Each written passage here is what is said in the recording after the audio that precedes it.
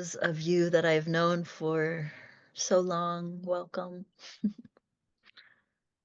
For those of you that I live close to, welcome. And for those of you that are um, new to me, welcome.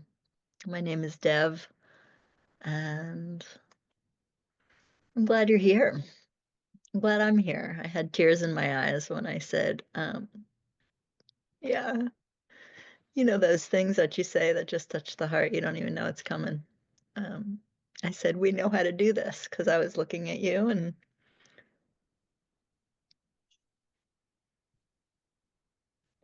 not only did it bring tears to my eyes to be like, oh, bodies know how to do things, especially when we give it the right conditions and some attention. And then I was also hearing the echo of my teacher, Vincent Marti, who said those words to me. Or maybe his were something like, you've done this before.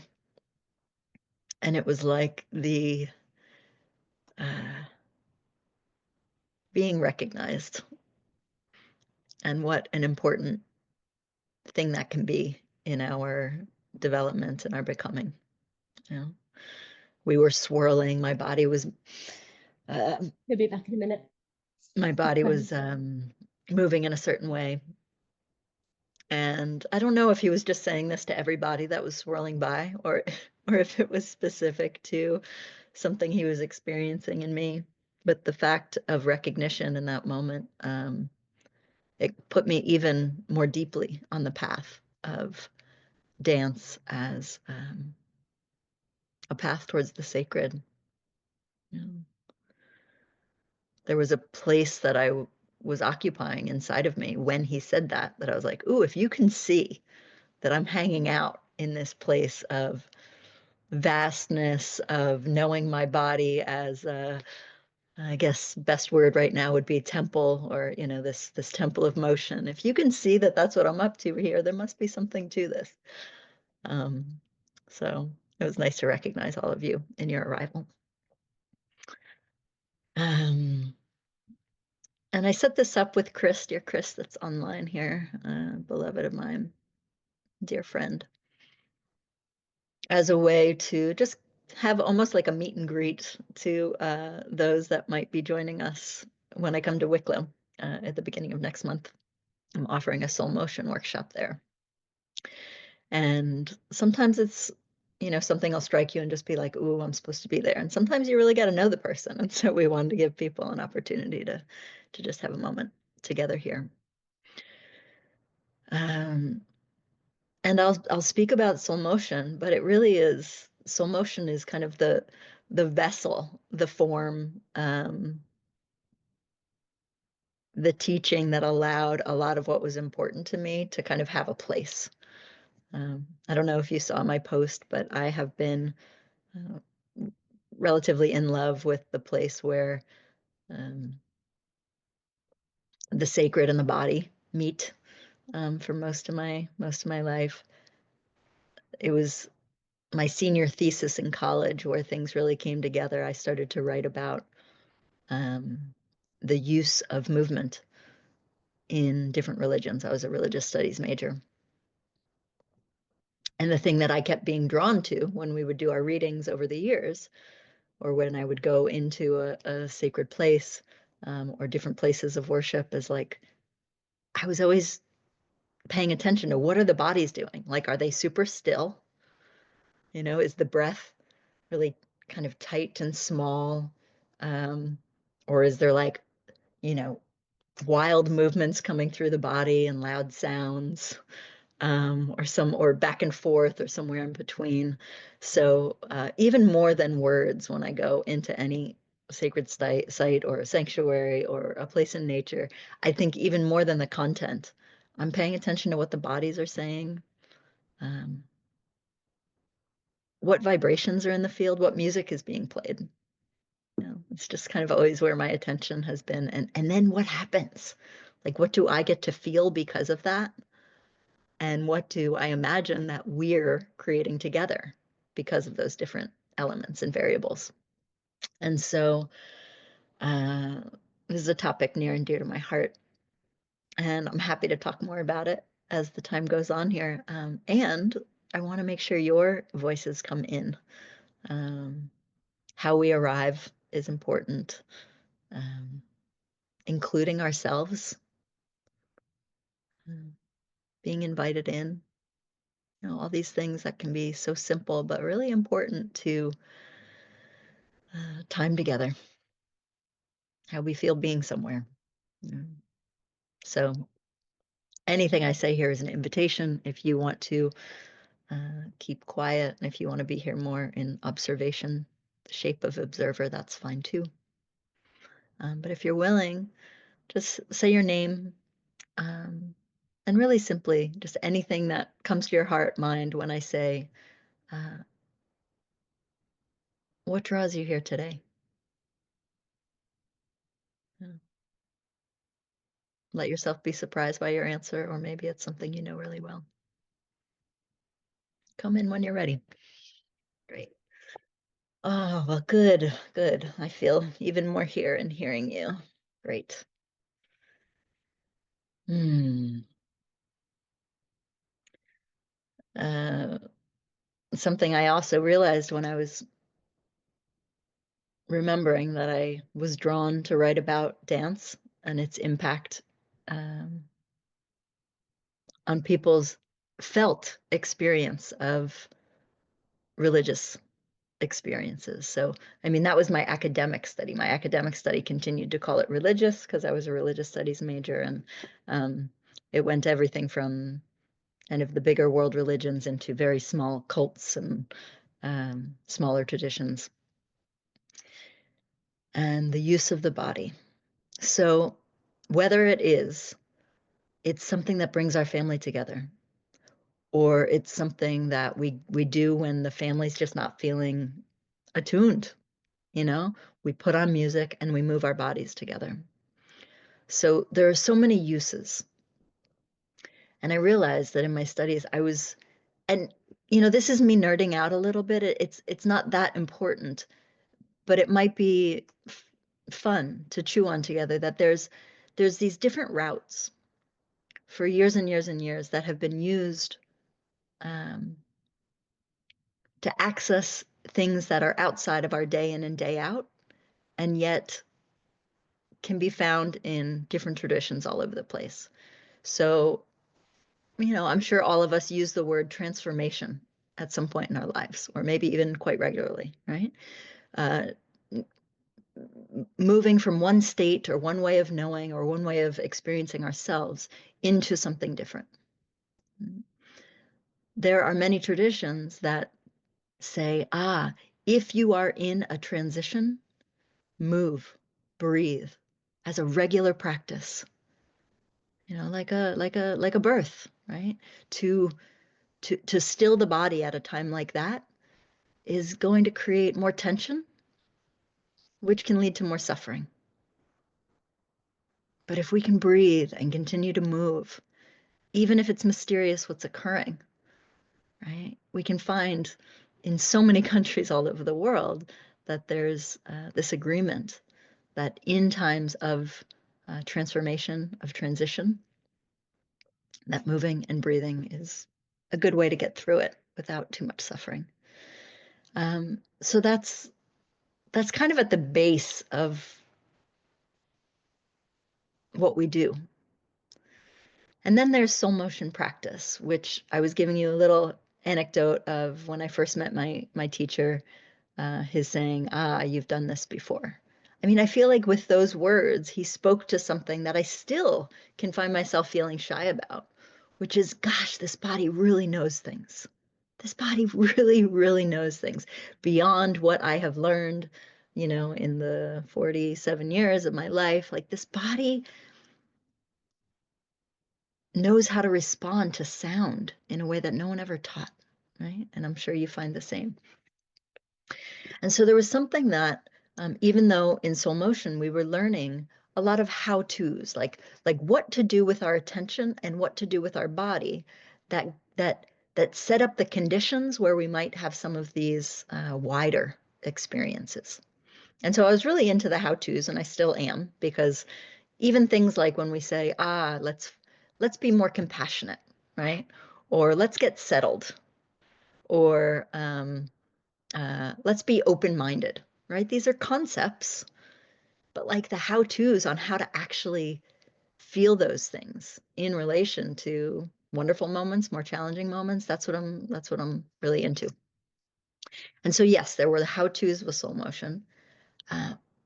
But what I loved even more about it, I don't even know if I can say more, because it was so supported by the how-tos, but my voice changes. What I am in love with when it comes to this practice is that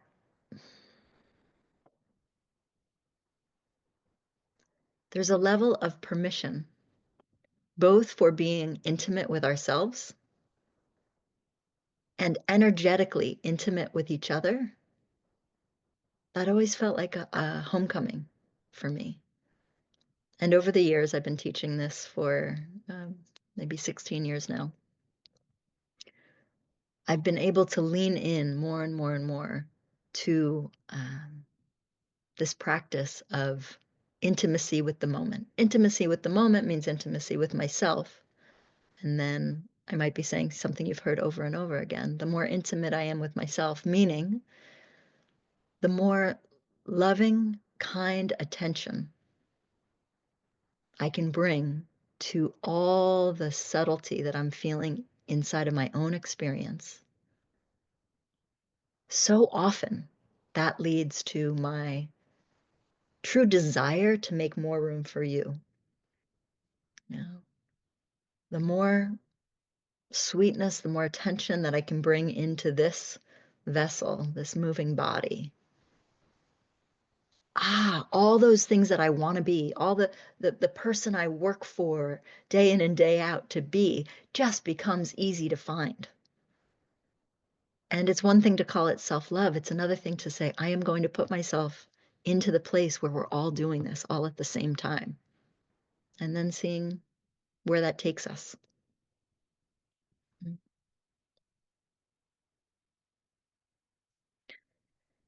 I'm very into the female-bodied mystics of our history, and this morning this is really one of my favorite books. It's Wisdom Comes Dancing, and it's a collection of Ruth St. Denis, which she did not get enough. She's brilliant, and she was born in the late 1800s. And so, understandably so, with what we know of our history, there wasn't a lot of platforms where her voice was heard to the degree I really think it should be. So I want to read you something that she was writing probably in, it doesn't give a date here, but probably like, 1915 or 1920. And talk about a prophet. I mean, she was talking about the dance of the future. That's what this is called, the dance of the future.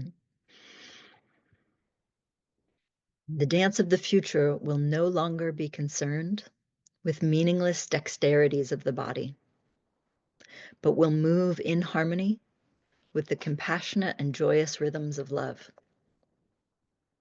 and will obey in strength and balance the vital laws of truth. Here, upon the eternal lotus pattern of love and truth, the divine dance treads the measures of eternity in praise. Sometimes we look downward and halt and stumble, losing for a time the visions of our birthright in the perfect pattern. But in reality, we're always the immortal being, born of love and truth. This glorious pattern of perfection becomes indeed the keynote of the arts of the future. Like, what else are we doing other than trying to remember this? Right? To those who understand its language, each fragmentary gesture, right? Each fragmentary gesture, which we're all inside of all of the time in all of our relations, will reveal some quality of the whole. In the divine dance, the two creative forces of love and truth she's proposing those are the two creative forces, love and truth, have their own rich variations of beauty.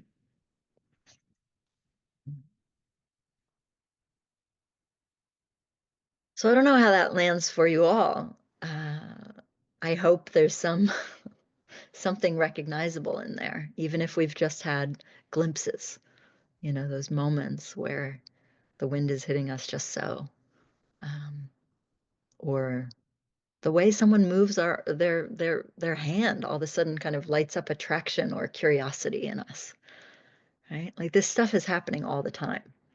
Or for me, I'm often paying attention to how someone's occupying themselves, which I think I mean like, how are they resting into gravity? I think that's something I'm often drawn to, right?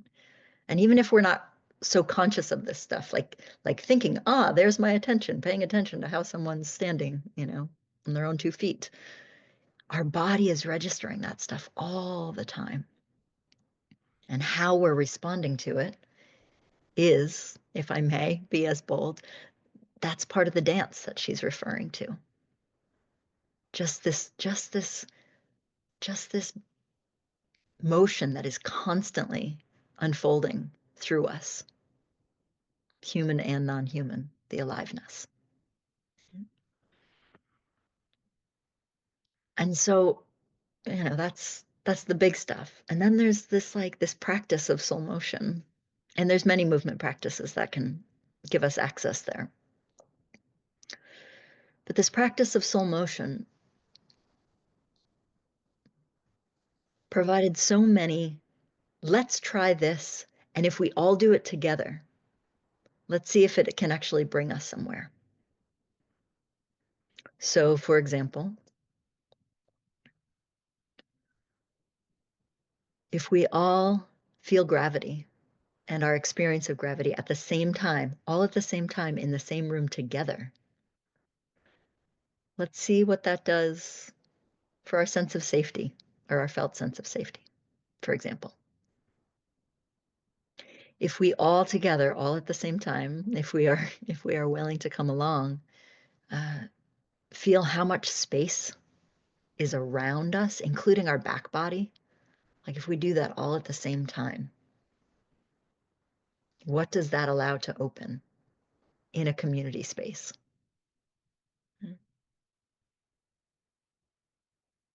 Or if we all feel, our heartbeat as the music we're going to follow for the next 5 minutes. If we're all doing that all at the same time, we get to experiment together, right? I mean, it's just kind of like, let's just see what happens.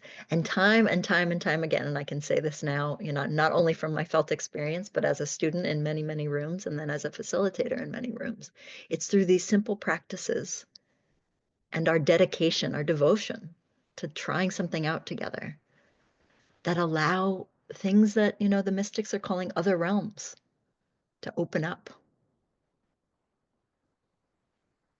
And, oh my gosh, praise, like we have access to things that help us feel more okay about being, more in love with existence, more privy to the fact that this all ends and that our bodies will die, and what that does to opening up this experience of life, whether it's I'm freaking exhausted today, or oh my gosh, I just fell in love, right? Like whatever the experience is, we have a more like alive access to it, if we say yes to bringing our attention exquisitely into the body. So I just want to pause there, which, by the way, is such a, like, it must be one of my favorite practices in soul motion. And it was probably the hardest for me. I mean, I would facilitate, and in my training, I would sway when I was learning to facilitate, and I couldn't stop. I couldn't still my body. And I thought I was still, and my attention even felt still. But there was this way that I would sway. And on the one hand, awesome, right? I'm feeling like the energetic ocean that is. But there's also this way that's like, wait, but what actually happens in that still point, in a pause, if we actually go all the way in?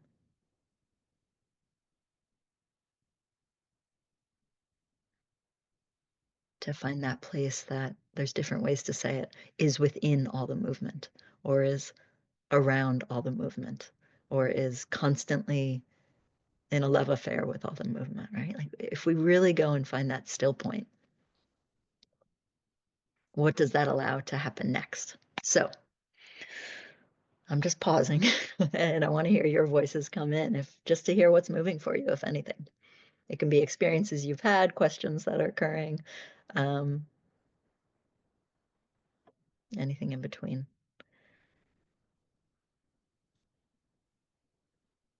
But pause being one of my favorite soul motion moments because it allows us to stop what we're doing and begin again. Like really, truly, who do I want to be? How do I want to move in this next moment? That could be completely different from the moment that just passed. Mm. Um, so yeah. I'll dive in, I guess, since you're waiting. Mhm. Um, I uh, I was really attracted to this silent contact improv week in Georgia, and I realized, oh, that's very related to what you're saying, this slowing down and this pregnant pause. And I think that's what, for me, silence brings. I'm a singer-songwriter, so sound is a real potent element or ingredient in my daily soup. Although, having said that, I'm not somebody who listens to recorded music much at all. And the way you described, like, I'm totally ignorant. I haven't a clue what the soul motion practice is. But as you were speaking there, I was reminded of my attention was brought to this thing. What was it called? Social something theater. And they do something called the 20-minute dance. And basically, all it is for 20 minutes, you are just moving as slow as you can. And what you speak of there really, yeah, it has a big place in my heart because I love slowing down. I love Feldenkrais. I don't know how to say that word, but I love that as a practice because it just feels like, oh, it's so delicious. The quality of just taking the time to really be invited to notice everything in the moving or the stillness. So for me, this kind of weaves a thread through. That's all I can share now. And I'm open and excited about what else is involved in this soul motion practice. Thanks.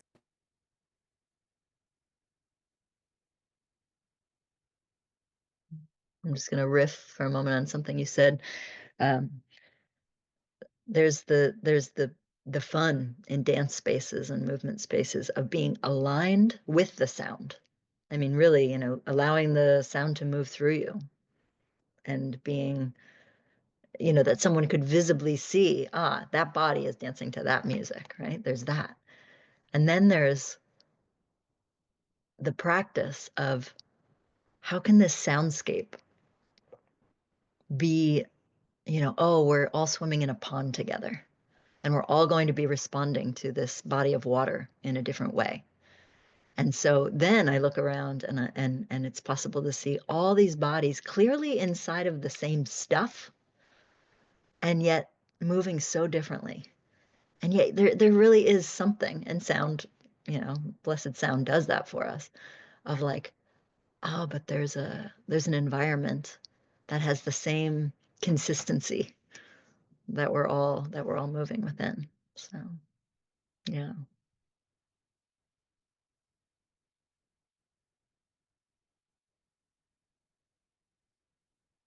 thank you.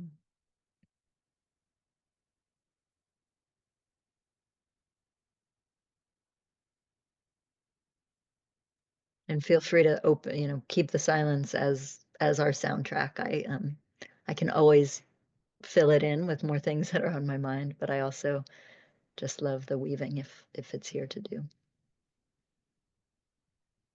Dev, I'd like to jump in. Just yeah, I just love so much of what you were saying, and I think just um what I was saying about my experience of dance surprising me, like it just feels that you've framed that in a way that I hadn't, that there's a way in which when we move, we open to mystery, Mhm.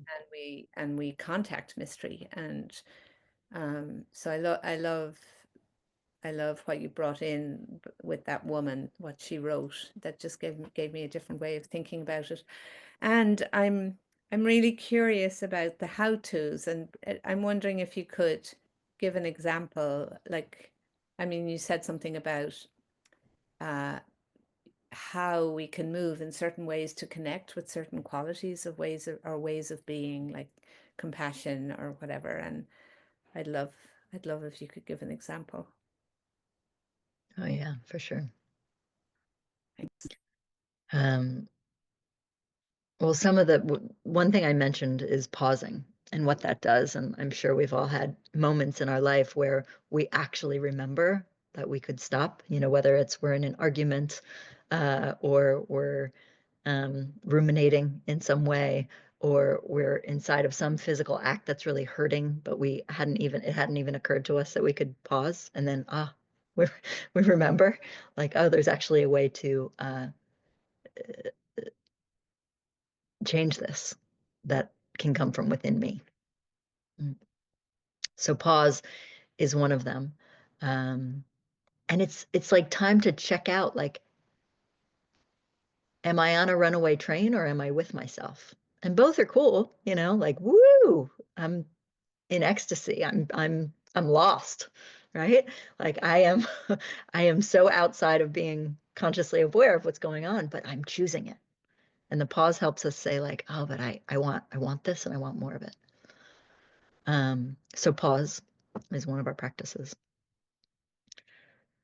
Um, echo, echo inspiration. And I'll speak more to the how-tos of things like compassion in a moment, Chris, but like echo inspiration. So this is something that I'm sure as you take walks in nature, you've noticed, we've all lived a few decades now. So there's an experience of like, oh wow, that spiraling fern over there reminds me of the thing I just saw in the way that plant's opening, or in the way that the stars are rotating, or in the way that I just rub my belly because I ate a good meal, right? There's something to these echoes that are always happening, and they're physics, and we find it in metaphysics as well, and it's how movement goes. And so we deliberately do that in soul motion environments. We say, what's a how to help us remember something that actually is true? And so we'll go and create echo between our bodies so that we can have the felt experience of something that maybe we're tracking more with our eyes or our minds. We become it. Um, and so echo is there. And then uh, we play with point of view. Literally, what are we doing with our eyes and our attention? So if I am trying to think my way into being compassionate, it's a hard task. And I might do it. I might use a memory of a time that I felt really compassionate. There's ways, but it can be a little bit of a maze. And then I need more room for my own heart, because I know that if I literally make more room in my rib cage, right? Like, oh, it's tight. you know, Open up some of the fascia between my ribs. If I say yes to my back body by like rubbing against, this pillow or a wall, or ask someone to just rub lightly on my back body and find my back heart. If I breathe a little bit more space into this area of my top of my torso, my chest, and then just relax, right? That's the work. The work is, can I find more space? And then just relax. that might be a how-to to coming out of the tower of thought where a lot of judgment can happen, both of ourselves, comparative mind, right? And just into a place where there's just it's quieter. That stuff isn't happening. So a how to finding compassion if we're on the dance floor or outside in our life might be not I ought to, I should, I really want to be the kind of person who, but like, let me just like elevate her down a little bit. Let me bring my attention into that space in my body where this kind of stuff is generated, like the center of my chest. And so that might be something that we practice again, just to see what does that offer, if anything, to our own personal experience, and what does that do for a group field.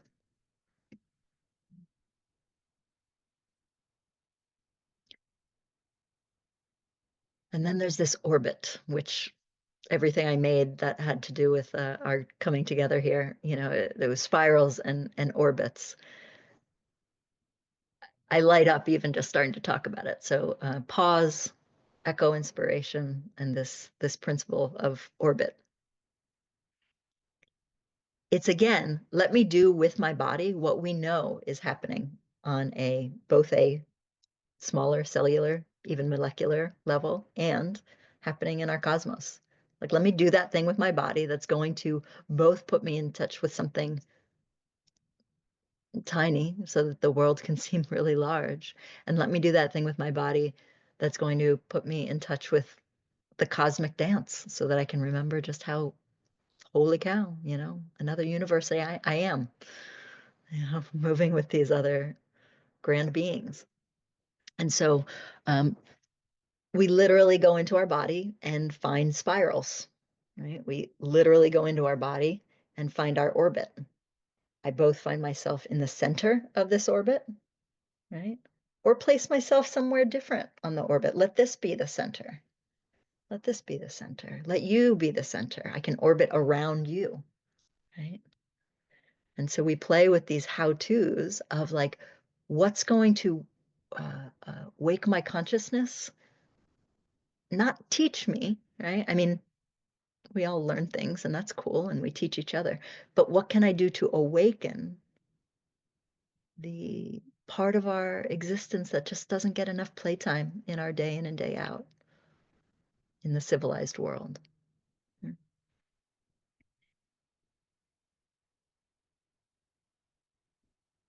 So those are a few of our how-tos. Yeah, thanks. Great question.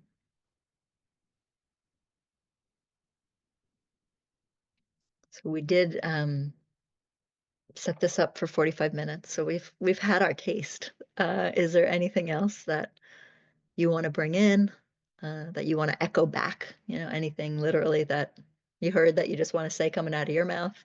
Any movement or gesture that you want to bring into our space before we close here? That we're always an invitation, even when we don't want to be an invitation. I love that. I love that. What are you inviting in by how you're occupying yourself? Yeah, it's beautiful. Mm. And that just reminds me, and I find myself in it plenty, right? Like the the putting something on, like, oh, what I love about Soul Motion is like there's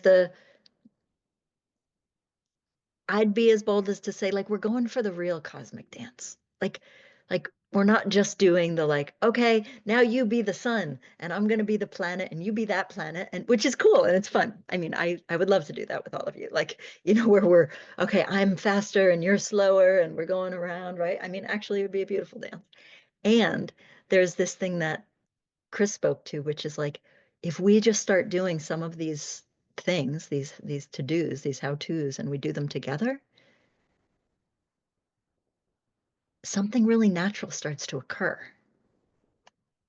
where it's less that will kind of going after an experience, and it's more the like, let me rest into that layer of what we're up to together as bodies in space. And that's what really draws me, because I like the real stuff. Like, I know how to act. I mean, I think I do a lot of it just as a personality in the world. But the dance just lets that quiet so much so that I can really say, ah, that was unmistakably awesome was occurring there.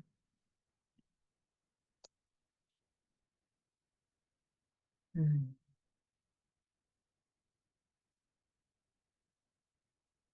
Yeah. Thanks, Kelly. We're gonna close now. Yeah. All right, beloveds. Well, for those of you that I will meet in my travels, hooray! Both by just driving a few miles up the road or hopping across the pond. Um, and thanks for joining. Thanks for joining. And if you are in one of these areas where I'm going to be joining you, please feel free to bring people with you. It's awesomely vulnerable and exciting to go to places um, where we don't know folks, because I feel like in this regard, I can now say I'm decades in, and I love to share this because I feel like there's a lot to share that comes through me. But I don't know all the people over there, so I hope you'll help us share the word. Okay, little movement to the end of our time. Bye for now.